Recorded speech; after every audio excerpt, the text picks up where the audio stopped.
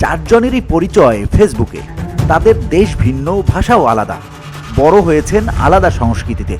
এমন অনেক অমিল থাকা সত্ত্বেও এক হয়েছেন ভালোবাসার টানে। প্রেম মানে না কোনো ধর্মবর্ণ, যা এ চারজন প্রমাণ করে দিয়েছেন। ভালোবাসার মানুষকে পেতে তারা এসেছেন প্রেমিকের কাছে।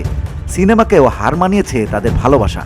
এজন্যই সব বাধা উপেক্ষা করে নিজ মাতৃভূমি ছেড়ে বাংলাদেশে চলে এসেছেন প্রেমিকের সঙ্গে ঘর করতে।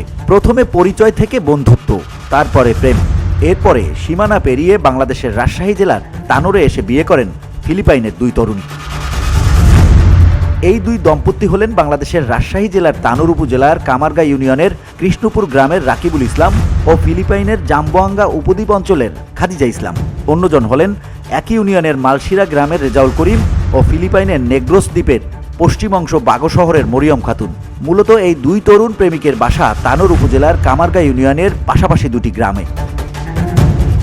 স্থানীয় ওই দুই তরুণের পরিবার সূত্রে জানা যায়, প্রায় 2 বছর আগে ফেসবুকে উপজেলার কামারগা ইউনিয়নের কৃষ্ণপুর গ্রামের সাইদুর রহমানের ছেলে রাকিবুল ইসলামের সঙ্গে পরিচয় হয় ফিলিপাইনের জাম্বোয়াঙ্গা উপদ্বীপ অঞ্চলের বাসিন্দা খাদিজা ইসলামের। খাদিজা তখন সৌদি আরবে একটি প্রতিষ্ঠানে কর্মরত ছিলেন। ধর্ম পরিবর্তনের আগে তার পূর্ব নাম ছিল রিজেল ক্লিয়ার। পরিচয় থেকে বন্ধুত্ব করায় ভালোবাসার সম্পর্কে। চলতি বছরের গত 5 অক্টোবর সৌদি থেকে বাংলাদেশে আসেন খাদিজা ইসলাম। ঢাকায় বিমানবন্দরে তাকে রিসিভ করেন রাকিবুল। পরদিন 6 অক্টোবর মুসলিম রীতিনীতিতে বিয়ে করেন তারা। বর্তমানে তারা নিজ বাড়িতেই বসবাস করছেন।